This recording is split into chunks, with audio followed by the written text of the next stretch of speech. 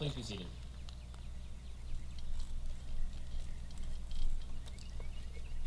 Dr. O'Shields, Dr. Brothers, members of the board, administrators, teachers, family, friends, distinguished guests, and the class of 2020. Good morning. Before I begin, I would be remiss if I didn't mention a person very special to all of us whom we unfortunately lost earlier this spring. Miss Michelle Freeman, in many ways, represented all that is wonderful about our school and about our community. Her dedication to service and the selflessness she displayed in her everyday life will be remembered by all that were lucky enough to know her. And, while she may not be able to be here with us in person this morning, we can all rest assured that she truly is with each and every one of us during this morning's proceedings. This morning, there are many people to whom thanks are due, not only from me, but on behalf of the entire graduating class. I think it's safe to say that we would not be the same people we are today without the help and guidance of faculty and staff throughout the past 13 years.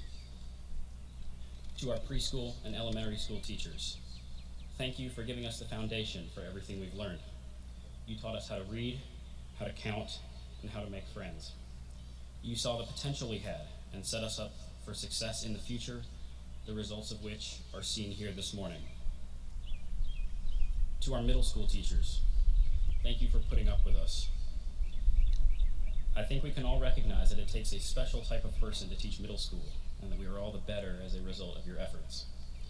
Whether it was the 2 years we spent at Bell Street or the one we spent here at Clinton Middle, our middle school years saw us become ourselves, and there are years that we will not soon forget. To our high school teachers and administrators, thank you for teaching us how to better ourselves. Thank you for teaching us not only how to be the best students we can be, but be the best people we can be.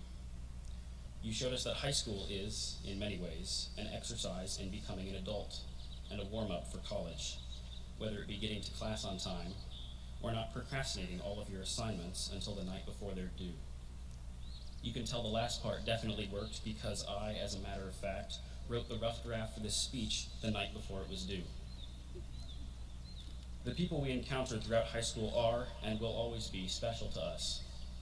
Whether it's the joyous memory of receiving an all-call from Dr. O'Shields on a snowy Monday morning, only to be greeted with his school cancellation-themed rendition of Ice Ice Baby, or watching Miss Tiller kiss a goat at a pep rally, or feeling the disappointment as Mr. Mack yelled minus in response to an incorrect Jeopardy answer. Our memories from District 56 will be with us through college and for the rest of our lives. If you'll indulge me for a moment, Mr. Mack's biology class has provided us with more fond and, when taken out of context, downright strange memories than I can remember. On the first day of class, I had to get down on all fours and bark like a chihuahua. About a week later, I had to go down to the hall into Miss Wiggins' office and, loudly enough for Mr. Mack to hear, explain some concept to her, all while using what he termed a Mississippi accent. There were countless times that I spent 20 or 30 minutes building a molecule only to have misplaced a bond or inserted the wrong element, the result of which was Mr. Mack ripping said molecule apart piece by piece, all while singing us a Christmas carol. In fact, stories abound from all facets of our 4 years at Clinton High.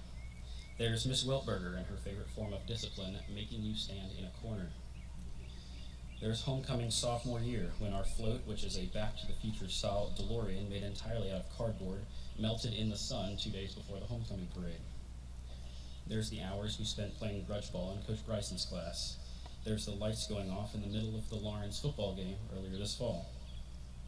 There's the 3 years we got with Miss Tiller and the one we got with Dr. Brothers.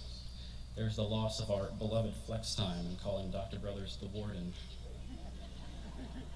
There's Dr. Brothers calling herself the warden. There's us deciding it was no longer cool to call Dr. Brothers the warden. While this year has been disappointing in many ways, it has also let us see how much this community really cares about us.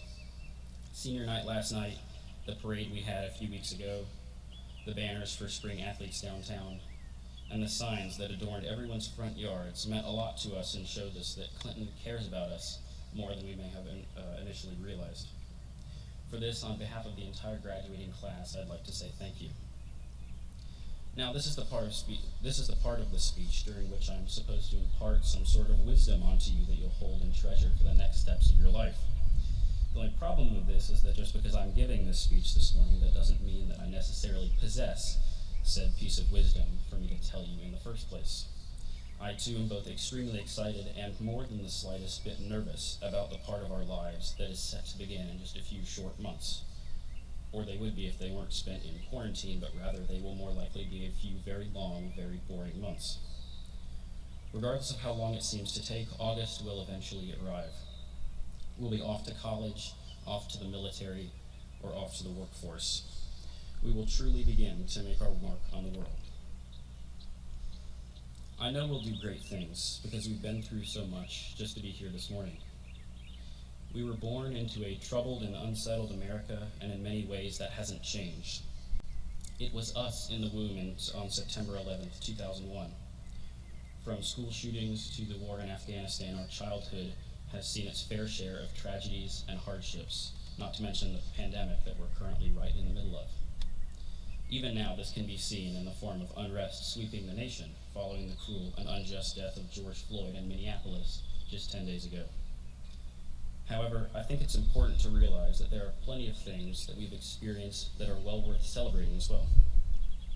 Our childhood has seen the advent of the iPhone, the first African-American president, the miracle on the Hudson, and the return of the United States to space just a few days ago, to name a few.